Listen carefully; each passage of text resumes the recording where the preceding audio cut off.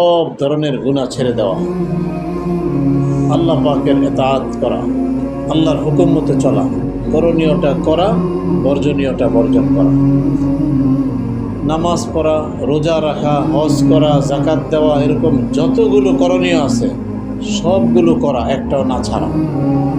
আর গুনার কাজ একটাও না করা, সব গুনার কাজ ছেড়ে দেওয়া।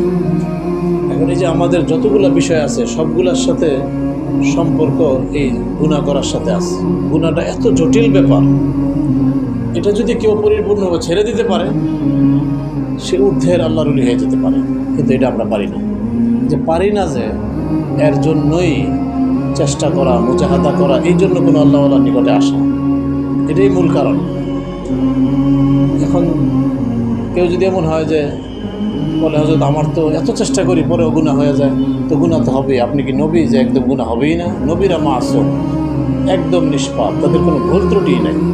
কিন্তু যারা মানুষ, সাধারণ মানুষ আছে, এদের ভুল ত্রুটি হইতে পারে, কিন্তু সর্বক্ষণ চেষ্টা করা যেন না হয়, যেন না হয়। আর আমরা যারা খানগায় আসি, সাধারণভাবে আমাদের বাহ্যিক যেই নফসানি গুনাহ, এই গুনাহ কম হয়, সাধারণভাবে একটু কম হয়, করলেও কেউ গোপনে করে চুপে চাপে। কিন্তু আমাদের যেই গুনাহ হয় সেটা হলো শয়তানি গুনাহ। এই জন্য এই বিষয়টা দেখেন, আমি সংক্ষেপে বলে যাচ্ছি, আপনারা বুঝে নিয়েন। সবসময় তো আলোচনা হয়ই। গুনাহ তো দুই রকম, নফসানি, শয়তানি। তো নফসানি গুনাহ তো আমরা খানকায় আসার পর কথা আলহামদুলিল্লাহ কমে যাচ্ছে, ছেড়ে দিচ্ছি, করি না। তো শয়তানি গুনাহ যেটা, এটা আমাদের হয়, সকলেরই হয়।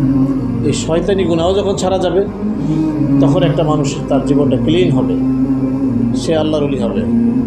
এই জন্য শয়তানি গুনাহ এগুলো তো একদিনে বলাও যাবে না, বললেও বুঝবেন না। আস্তে আস্তে আস্তে আস্তে আসা যাওয়া করতে থাকলে এগুলো দূর হতে থাকবে, বুঝেও আসবে, দূরও হবে। দেখেন, নিজেকে ভালো মনে হয়, নিজেকে আমলি মনে হয়, নিজেকে যোগ্য মনে হয়, নিজেকে অন্যদের চেয়ে একটু চালাক মনে হয়, যে হ্যাঁ করছে আমি একটু ভালো বুঝি, এই বুঝটা আমার মধ্যে আসছে, এটাই শয়তানি গুনাহ। এরকম অনেকগুলো বিষয় আছে। এগুলোর থেকে যদি কেউ পাক সাফ হইতে পারে, অন্য কোনো মানুষের ভালো জিনিস দেখছেন, ভালো লাগে না, হিংসা লাগতেছে, হ্যাঁ কেমনি এই কাজটা করে ফেললো, সে কীভাবে এটা করলো, আরে সে এত বড় কোরবানির গরুটা কেমনে কিনলো, আমি তো কিনতে পারলাম না।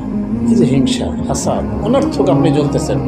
এই হিংসা করা, হাসাদ করা, যে কিছু লাকড়ি একসাথে জমা কইরা কেরাসিন তেল ডাইলা মনে করে শুকনো লাকড়ি থেকে আগুন লাগাই দিছে, তো আগুন লাগাই দেওয়ার পরে সমস্ত লাকড়ি পুরে অল্প সময়ের ভিতরে কী হয়ে যাবে? ছাই হয়ে যাবে। আপনি কারো কোনো ব্যাপারে হিংসা করতেছেন, হাসাদ, তো আপনি তো আপনার নিজের আমলের স্তূপের মধ্যে আগুন লাগাই দিচ্ছেন, সব জ্বলে পুড়ে শেষ হয়ে যাবে। আমল করেন না তা না, আমল করছেন, অনেক আমল করছেন, আপনি সারা জীবন অনেক নেকি কামাইছেন, কিন্তু নেকি সব তো আপনি পুরে ছারখার করে দিয়েছেন, ছাইগুলো আছে, শেষ, নেকি নাই। ওই জন্য হাসাদ করা, হিংসা করা খুব খারাপ জিনিস। এরকম আরও অনেকগুলো বিষয় আছে। লোভ, দুনিয়ার প্রতি লোভ, লালসা। ব্যবসা একটা আছে, আরেকটা হোক, বাড়ি একটা আছে, আরেকটা হোক, গাড়ি একটা আছে, আরেকটা কিনি, কিন্তু শুধু আরও লাগে, আরও লাগে, আরও কেন হয় না, এর জন্য কোনোভাবেই দিলকে মানাইতে পারি না। দুনিয়ার প্রতি লোভ। এরকম কিছু রুহানি রোগ আছে যেগুলোকে শয়তানি গুনাহ বলে। শয়তানি গুনাহ এটিগুলাকেই বলে রুহানি রোগ। এই জিনিসগুলা আবার আস্তে আস্তে বিভিন্ন শাখায় প্রশাখায় আছে, যার কারণে কোনো আল্লাহওয়ালার সাথে যখন কেউ সম্পর্ক রাখে, তার আসা যাওয়া, উঠা বসা দেখতে দেখতে ওই হজরতের দিলের মধ্যে আল্লাহ পাক ডালতে থাকে যে কী কী সমস্যা যে তার মধ্যে আছে, ওনারা বুঝে দেখলে। তো আস্তে আস্তে ইঙ্গিতাঙ্গিতে বলে, কেউ সরাসরি বলে, কেউ ডাইকা বুঝাইয়া বলে। এক একজনের বলার তরিকা এক এক রকম হয়। কোনো শায়েক দেখবেন ডাইরেক্ট ধমক দিবে, এই মেয়ে এইটা করছে। যেমন আমাদের ডালকানগরের হযরত আব্দুল মতিন সাহেব দামাত বরকাতুহু, দেখেন না, বড় বড় আলেমদেরকে জাগাত ধরবে এমনভাবে, এই মাওলানা সাহেব দাঁড়ান, আপনার হাতের নখগুলো দেখি সবার সামনে।